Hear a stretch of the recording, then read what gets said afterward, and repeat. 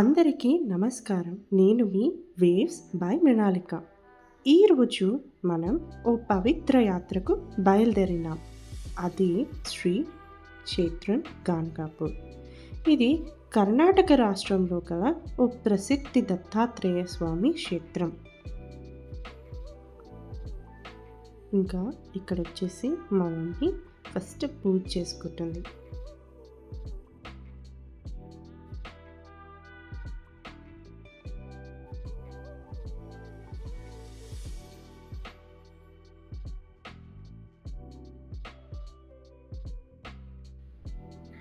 Morning లేవగానే అలా fresh up అయ్యి మనం ఇలా పూజ చేసుకుంటే ఎంత ప్రశాంతంగా ఇంకా పీస్ఫుల్గా అనిపిస్తుందో. ఇంకా మేము మార్నింగ్ 4 o'clockకి లేచి మా ప్రయాణం అనేది స్టార్ట్ చేసుకున్నాం.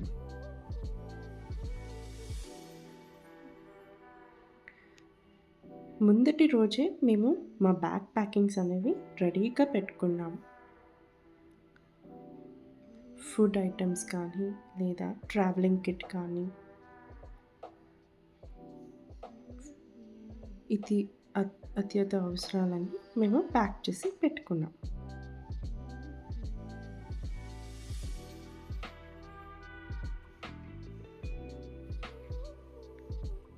ఇంకా ఇక్కడ నుంచి మా జర్నీ స్టార్ట్ అయింది.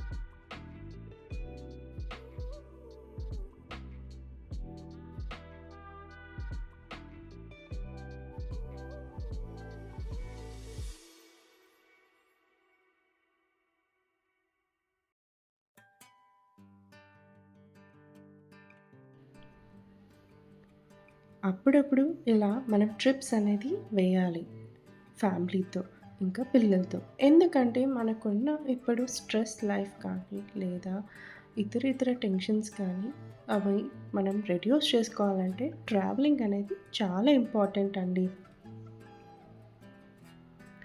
ఇలా ట్రావెలింగ్ చేస్తూ ఉంటే మనకు కూడా కొత్త ప్రదేశాలు ఇంకా కొత్త విశేషాలు అనేది తెలుసుకుంటాం.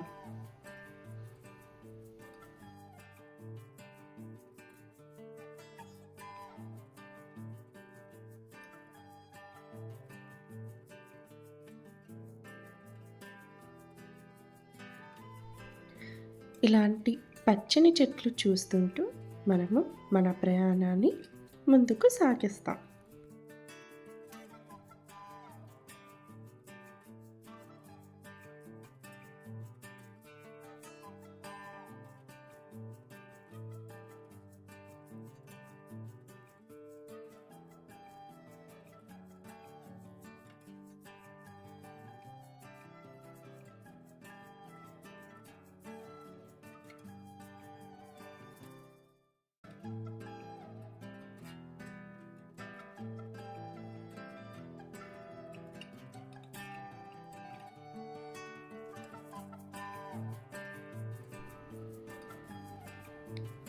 ఇంకా ఇది వచ్చేసి మేము కొంచెం పాజ్ తీసుకున్నాము మా జర్నీకి. సో బ్రేక్ఫాస్ట్ చేయడానికి. సో ఈ హోటల్ వచ్చేసి ద మీరా కిచెన్.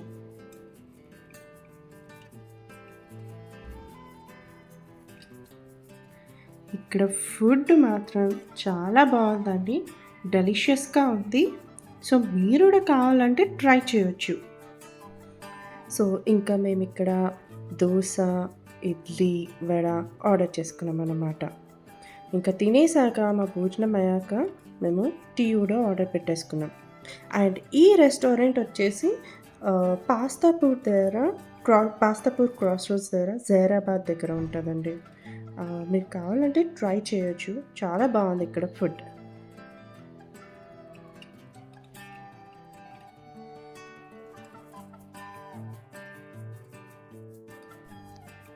ఇంకా మా బ్రేక్‌ఫాస్ట్ అయిపోయాక మా ప్రయాణం మళ్ళీ మొదలైంది.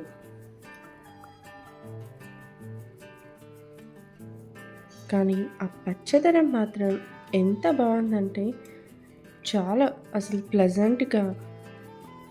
ఇంకా కొన్ని అయితే అక్కడ మాకు మధ్యలో ఆహ్, ఫార్మ్స్ కూడా కనిపించాయండి.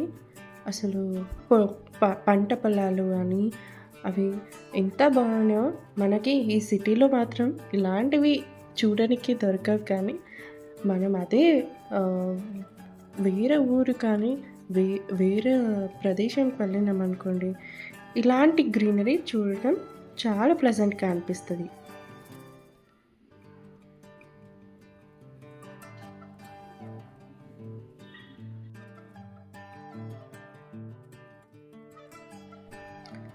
అప్పుడప్పుడు మనం ఇలాంటి ట్రిప్స్‌కనేది వెళ్ళాలి. ఇంకా మనకున్న స్ట్రెస్ లైఫ్ కానీ, లేదా మనకున్న జాబ్ టెన్షన్స్ కానీ, సో, ఇలాంటి బ్రేక్స్ అనేది చాలా ఇంపార్టెంట్. అటు పిల్లలకి కానీ, పెద్దోళ్ళకి కానీ. సో, ఒక్కసారి ఏదైనా ఒక ట్రిప్ అయినా వెయ్యండి. సో, మీకు ఆ చేంజ్ అనేది తెలుస్తది.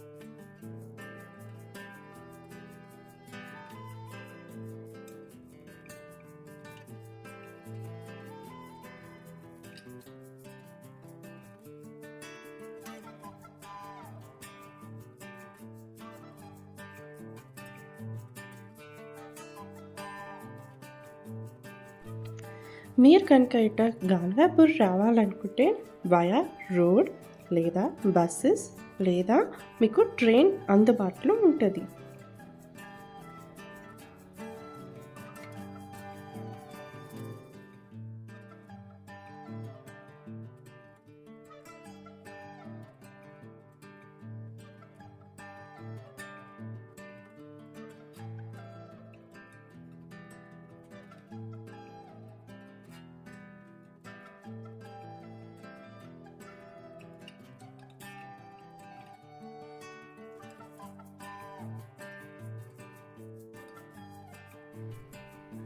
అండ్ ఇది వచ్చేసి గాన్గాపూర్ మెయిన్ కమాన్ అండి.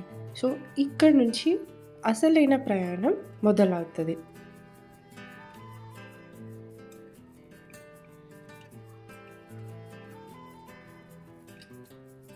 ఆ దత్తాత్రేయ స్వామి, శ్రీ నృసింహ సరస్వతి అడుగుపెట్టిన ఇదే ప్రదేశం.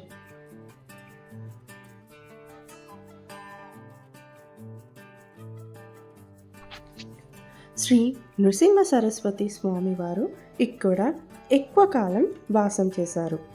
ఈ గానకపూర్ దత్త క్షేత్రానికి రోజు వేలాది మంది భక్తులు వస్తుంటారు. మనం ఈ పుణ్యక్షేత్రంలో ఏమేమి చూస్తున్నామో, ఎలా ప్రయాణించాలో, ఏ విశేషాలు ఉన్నాయో ఇప్పుడు చూద్దాం.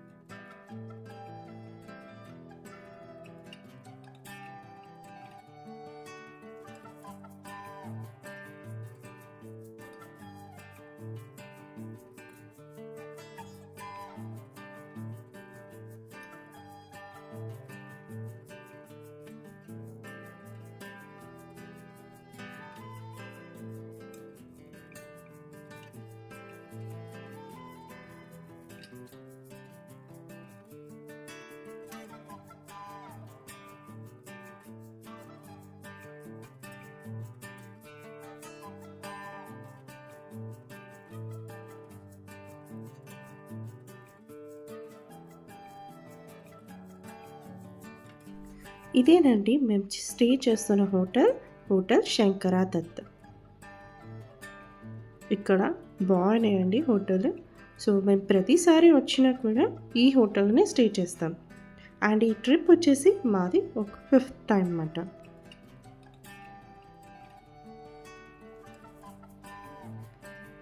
ఇంకా ఇది వచ్చేసి టెంపుల్ రూట్, బయో వాక్ వెళ్ళాలి.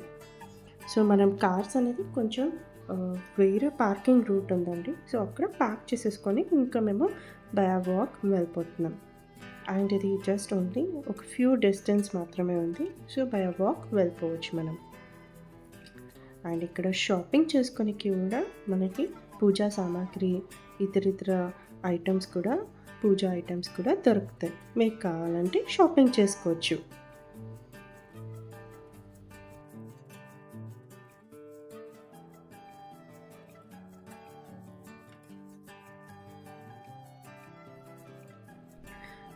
మనకి టెంపుల్ వరకు అలా ఉండదండి కార్ అనేది. సో మనము వెనక సైడే పార్క్ చేసుకొని నడుచుకుంటూ వెళ్ళాలి.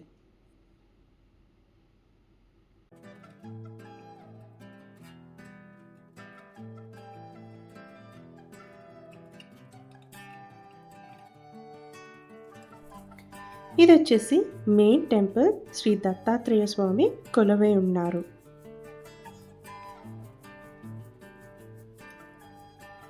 ఇక్కడి వాతావరణం ఎంతో పవిత్రంగా, భక్తి శ్రద్ధతో నిండి ఉంది. ముందు మనం శ్రీ క్షేత్ర గాన్గాపూర్ ఉన్న దత్తాత్రేయ ఆలయం దర్శించుకుందాం.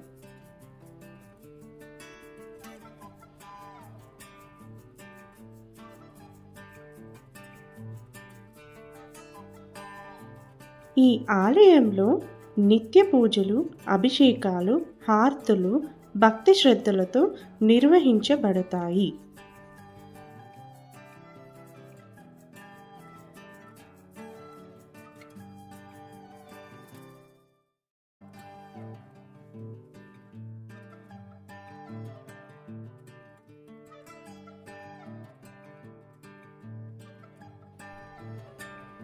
బ్రహ్మ, విష్ణు, మహేశ్వర స్వరూపంగాను, భూత భవిష్యత్ వర్తమాన కాలాలకు ప్రతిరూపంగాను దత్తాత్రేయుడిని భావిస్తాం.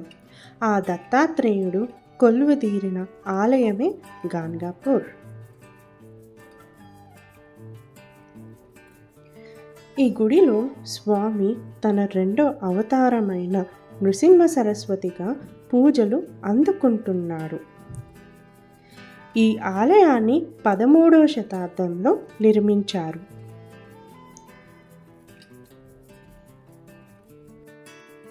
అప్కమింగ్ బ్లాగ్లో భీమా నది తీరం గురించి నేను మీకు ఎక్స్ప్లెయిన్ చేస్తాను.